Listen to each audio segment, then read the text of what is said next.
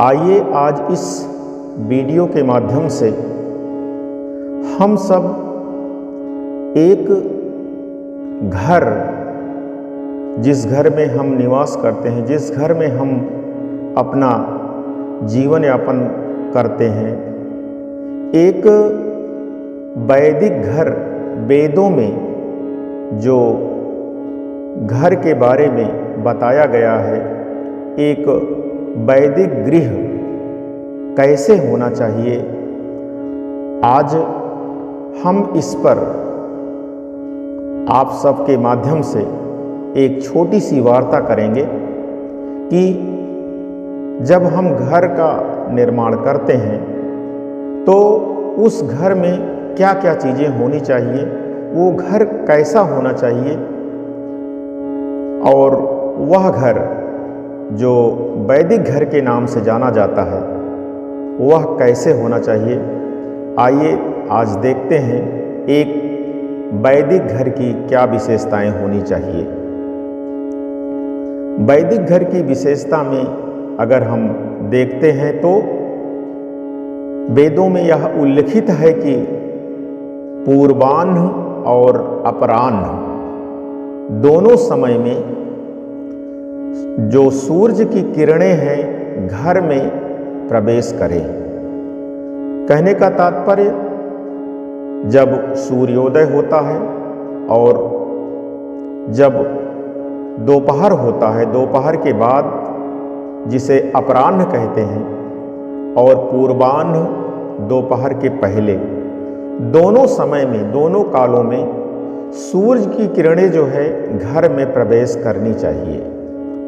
एक वैदिक घर की पहली विशेषता। दूसरी विशेषता, वायु के एक तरफ से प्रवेश करने का और दूसरी तरफ से निकलने की पूरी व्यवस्था हो। कहने का मतलब यह है कि एक वैदिक घर ऐसा होना चाहिए कि वायु एक तरफ से निकले और दूसरी तरफ से निकल जाने की व्यवस्था हो। कहने का तात्पर्य, वायु के आवागमन की उचित व्यवस्था होनी चाहिए। और एक वैदिक घर की अगली विशेषता क्या है, घर के सामने खिले हुए कमल वाला एक छोटा सा तालाब होना चाहिए। और वैदिक घर की अगली विशेषता बताई जा रही है कि एक वैदिक घर ऐसा होना चाहिए कि उस घर में से गाय के बछड़े की रम्हाने की आवाज सुनाई पड़े। कहने का तात्पर्य यह है कि जो गौ माता हैं उनके बछड़े की रम्हाने की आवाज कान में सुनाई देनी चाहिए। यह एक वैदिक घर की विशेषता है। अगली विशेषता, हरी भरी लताएं घर में दिखाई पड़े। एक वैदिक घर की यह अगली विशेषता है कि हरी भरी लताएं घर में होनी चाहिए। और क्या होना चाहिए वैदिक घर की विशेषता में, वेद मंत्रों की ध्वनियां घर में सुनाई पड़े। वेद मंत्र की ध्वनि घर में सुनाई देनी चाहिए।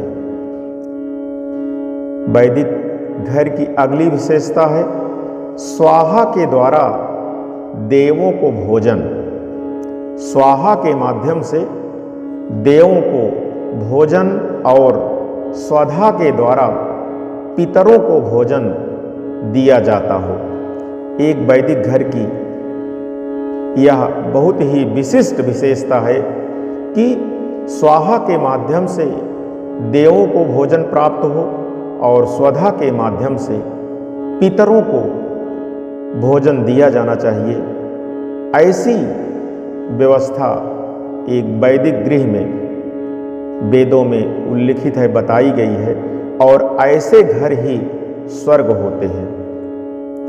यह विशेषता एक वैदिक घर की है।